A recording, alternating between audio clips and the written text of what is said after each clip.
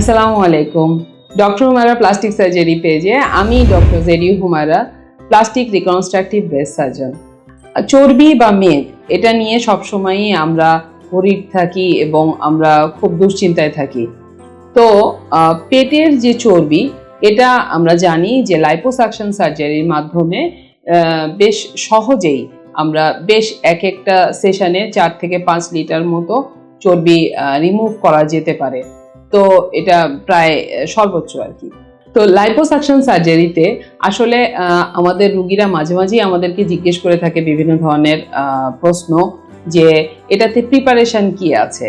Preparation আসলে যে কোনো ধরনের সার্জারিতে যাওয়ার আগে যে স্বাভাবিক যে ফিটনেসটা লাগে সেটা অবশ্যই আমরা দেখে নেব। সাধারণত আমরা সকালবেলা রোগী যদি হাসপাতালে আসে তাহলে পরদিন উনি বাসায় ফেরত যেতে পারেন এবং 2 থেকে 3 দিন পর্যন্ত একটু বিশ্রাম নিলে এবং তাহলে কিন্তু উনি 1 সপ্তাহের মধ্যে স্বাভাবিক কর্মকাণ্ড, সুইমিং থেকে শুরু করে অফিস এগুলো করতে পারেন। তবে লাইপোসাকশনের পরে আমরা চাই যে পেশেন্টরা প্রেশার গার্মেন্টস এবং এগুলো পরলে তাহলে পরে বেশ বডি ফিটিং এবং বডি ইমেজটা খুব সুন্দর চমৎকার আসে। এবং লাইপোসাকশনের একটা উল্লেখযোগ্য বিষয় হচ্ছে আগে যে প্রচলিত লাইপোসাকশনটা ছিল ম্যানুয়াল লাইপোসাকশন, সেটিতে কিন্তু অনেক বেশি এনার্জিটা সার্জনের উপরে ডিপেন্ডেন্ট ছিল। তো দেখা যেত যে অনেক ক্ষেত্রে একটা ইউনিফর্মিটির ক্ষেত্রে কিন্তু অনেক সময় কিছু পার্থক্য থেকে যায়। তো পাওয়ার অ্যাসিস্টেড লাইপোসাকশন যেটা আধুনিক লাইপোসাকশন, এটা কিন্তু আমাদের এখন আমরা সার্ভিসটা দিতে পারতেছি আপনাদেরকে। তো পাওয়ার অ্যাসিস্টেড লাইপোসাকশনে যেটা ফোর্সে আমরা ফ্যাটটা রিমুভ করি সেই ফোর্সটা কিন্তু একটা ইউনিফর্মলি আমরা ডিস্ট্রিবিউট করতে পারি এবং ফ্লুইড ইনফিল্ট্রেশন এবং সাকশন দুইটাই ম্যানুয়ালি করা হয়ে থাকে না এবং এতে খুব বেশি আমরা চমৎকার একটা বেলির অ্যাপিয়ারেন্স, যেটা কিনা আমাদের সবার ডিজায়ারেবল, সেরকম একটা ডিজায়ারেবল অ্যাপিয়ারেন্স আমরা বডি ইমেজ পেশেন্টদেরকে উপহার দিতে পারি।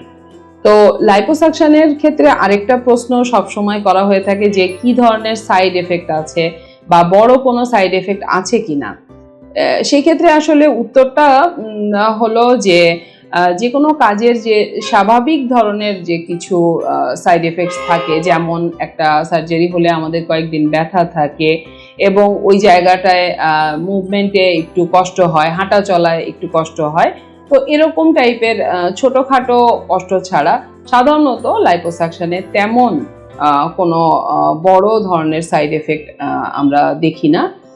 এবং আসলে হচ্ছে যে আমাদের যত বেশি সার্জিক্যাল এক্সপিরিয়েন্স এবং পেশেন্ট পোল বাড়ছে ততই আমরা খেয়াল করছি যে আসলে যেই ভয়গুলো, স্টিগমাগুলো রোগীরা অ্যাসপায়ার করে এবং বিভিন্ন সময় ভিডিওতে বা বিভিন্ন জায়গায় মানুষজন বিভিন্ন ভুল তথ্য জানে, সেই জিনিসগুলো, ভুলভ্রান্তিগুলো কিন্তু দূর হয়ে যায় এবং আসলে এটা যথেষ্টই সেফ সার্জারি এবং এটি আমাদের বডি ইমেজ কারেকশনের জন্য যথেষ্ট পেশেন্ট ফ্রেন্ডলি একটি প্রসিডিওর।